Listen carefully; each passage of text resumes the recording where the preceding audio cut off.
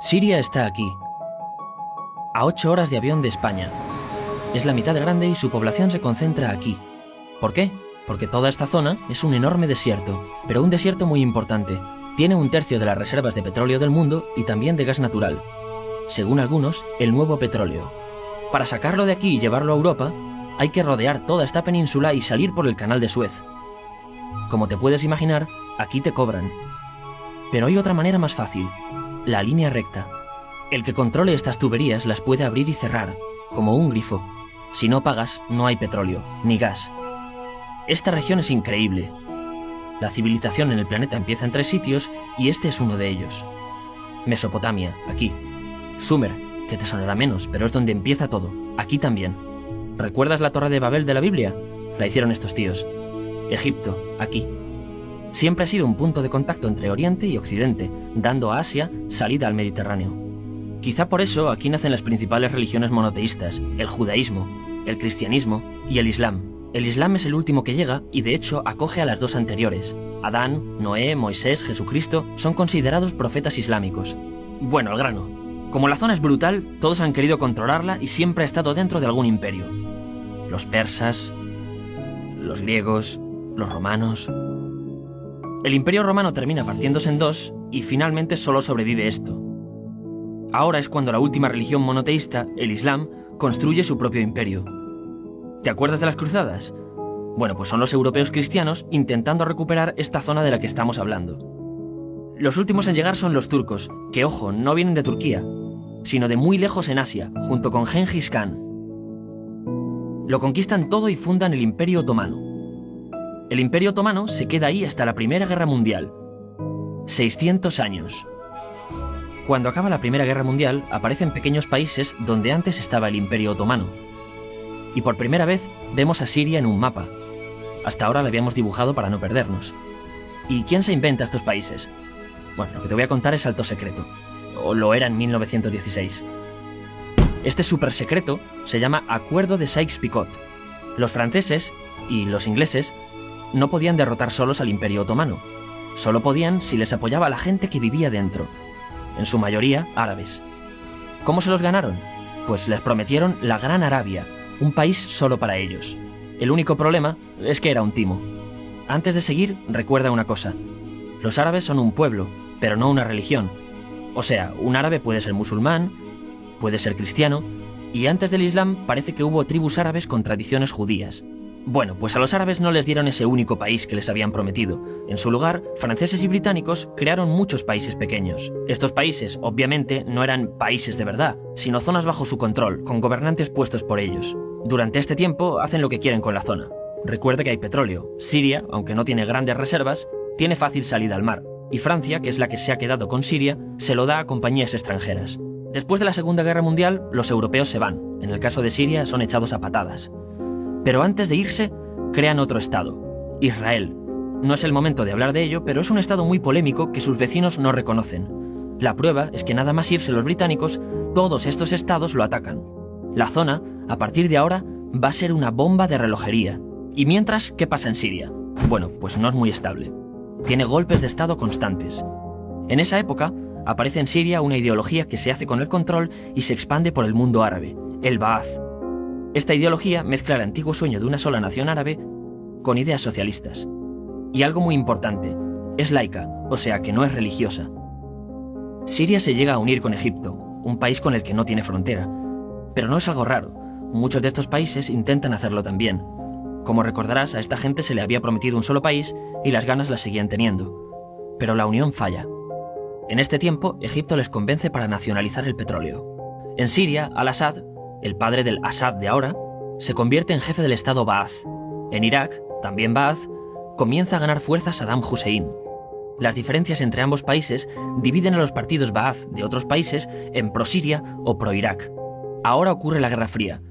El mundo se divide en 2, o eres de Estados Unidos o de la Unión Soviética. Son años muy movidos en los que se pegan constantemente con Israel, invaden su vecino Líbano y comienza una oposición islamista al régimen Ba'ath de Assad. Los hermanos musulmanes. Vale, volvamos atrás un momento. Recuerdas que la mayoría de árabes eran musulmanes, ¿verdad? Bueno, pues dentro de los musulmanes hay 2 ramas fundamentales.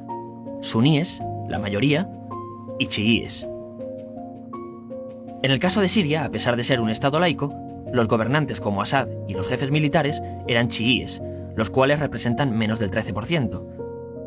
En cambio, casi el 70% de la población es suní. Un dato curioso es que los cristianos son casi el 10%. Que los chiíes controlen el gobierno y ejército mosquea a la población suní, y ese sentimiento es aprovechado por los hermanos musulmanes, islamistas radicales suníes. Estos toman las armas en la ciudad de Hama, en contra del gobierno, y Assad acaba con la revuelta a costa de matar miles de civiles y encarcelar a mucha gente.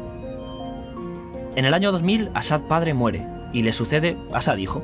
Ante las presiones, libera a muchos presos, trae internet y esperanzas de cambio.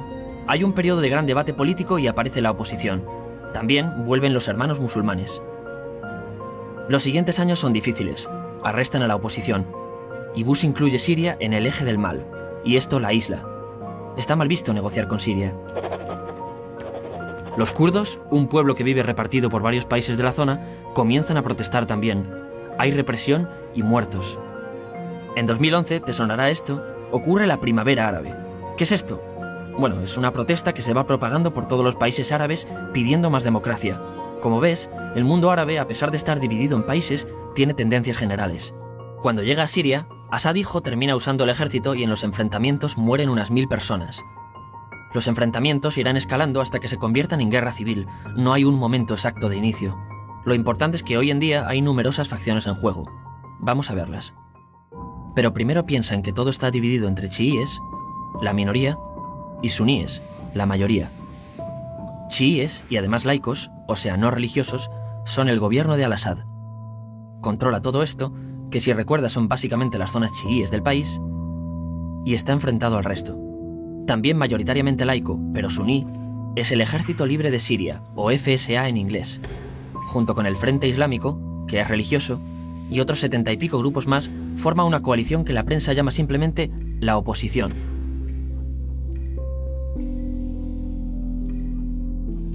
También suníes e islamistas, pero radicales, son Al-Nusra, llamados Al-Qaeda en Siria porque son básicamente eso, Al-Qaeda en Siria. Otros islamistas radicales son el ISIS o Estado Islámico. Salen de Al-Qaeda en Irak, controlan la mayor parte de Siria e Irak y se han hecho famosos por sus atrocidades. Su objetivo teórico impacta a muchos. Es un Estado Islámico a lo largo de Asia, África y Levante. Aunque a ti ya te suena, ¿verdad? En naranja tenemos al pueblo kurdo, que recordarás porque el presidente Al-Assad lo reprimió, al igual que gobiernos de países próximos también lo hacen. Ahora controlan militarmente esta zona. Antes de terminar, repasemos los apoyos internacionales a fecha de octubre de 2015. Las fuerzas de Al-Assad son apoyadas por Rusia, que ya tenía base militar en el país antes del conflicto, Irán y China. Todos son países de lo que Europa llama Oriente. En contra de Assad, apoyando a la llamada oposición, luchan Estados Unidos, Turquía, Francia, Gran Bretaña y Arabia Saudí.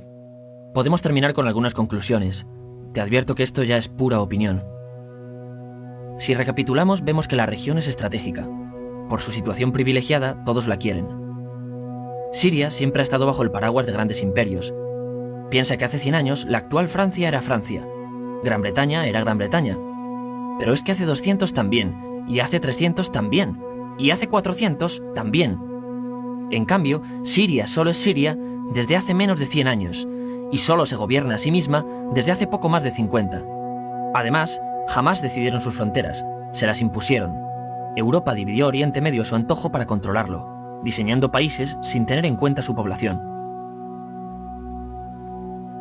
Muchos historiadores dicen que todo pueblo tiene la necesidad de manejar su propio destino, pero estos ingredientes que hemos visto juegan en contra de proyectos como la Siria Ba'ath, que encima usa la represión para mantenerse. En última instancia, lo que producen es una guerra civil. En este contexto no es extraño que aparezcan actores que se alimenten de la desesperación, el sentimiento suní de opresión y la visión de Occidente como invasor. ISIS usa la identidad árabe y la mitología de antiguos imperios. Cuando quieras entender el presente, pregúntate, ¿y el pasado?